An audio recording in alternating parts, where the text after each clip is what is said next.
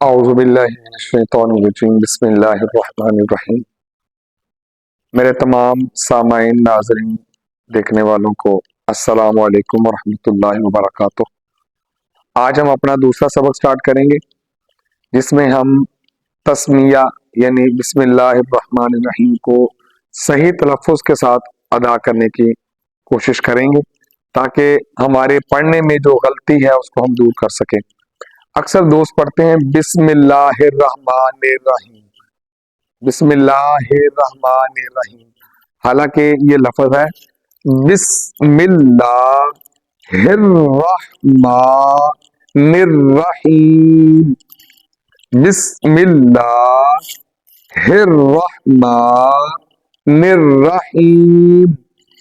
اس کو ایک دفعہ جیسے میں پڑھ رہا ہوں اپنے موبائل پہ یا اپنے لیپ ٹاپ پہ یا جیسے بھی آپ سن رہے ہیں، اس کو میرے پڑھنے کے ساتھ ساتھ ایک دفعہ آپ دہرائیں تاکہ آپ کا تلفظ بہتر ہو۔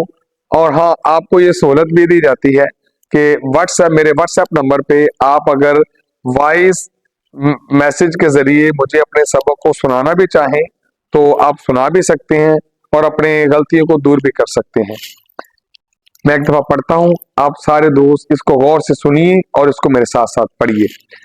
بسم اللہ الرحمن الرحیم، بسم اللہ الرحمن الرحیم۔